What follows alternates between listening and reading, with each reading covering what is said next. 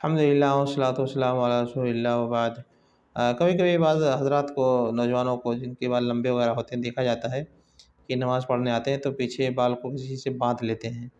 یہ حرکت کیا ہے؟ ممنوع ہے۔ دیکھیں حدیث، سے مسلم وغیرہ کی حدیث ہے، عبداللہ بن عباس رضی اللہ عنہ کے بارے میں آتا ہے کہ انہوں نے ایک بار عبداللہ بن حارث کو دیکھا کہ وہ نماز پڑھ رہے ہیں، وَرَأْسُهُ مَعْقُوسٌ مِّن وَرَائِهِ، ان کے سر کے بال کی پیچھے حالت کیا ہے کہ وہ پیچھے سے اس طرح سے بدھے ہوئے ہیں۔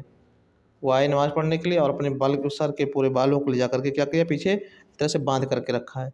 اور باندھنے کی دو صورت ہو سکتی ہے، ایک صورت یہ ہو سکتی ہے کہ بال پیچھے پورا لے کر کے جائیں اور آپس میں ایک دوسرے کا اس طرح سے لپیٹ دیں پیچھے، جیسے بہت ساری عورتوں کو کبھی کبھی دیکھا جاتا ہے ایسے کرتی ہیں، پیچھے لپیٹ دیا بال کو،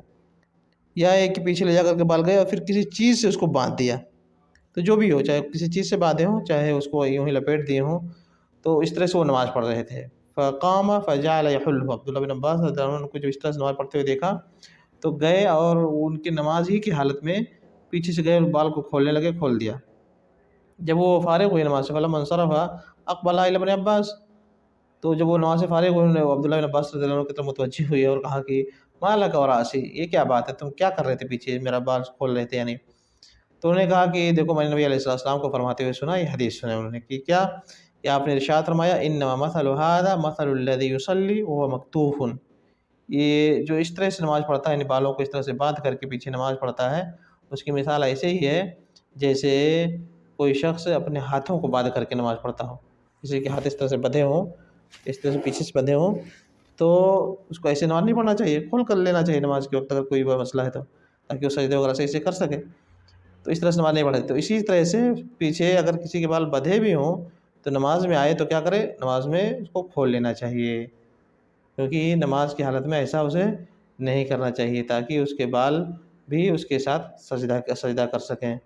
تو مرد حضرات کو اس بات کا خیال رکھنا چاہیے، کبھی کبھی بعض حضرات کے بال لمبے ہوتے ہیں، ہو سکتے ہیں لمبے بال، کوئی ممانعت اس طرح سے نہیں ہے،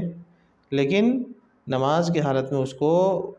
ان کو بالوں کو کھول کر کے رکھنا چاہیے۔ کھولنے کا مطلب یہ نہیں کہ بکھیر کر کے رکھنا چاہیے، مطلب ہے کہ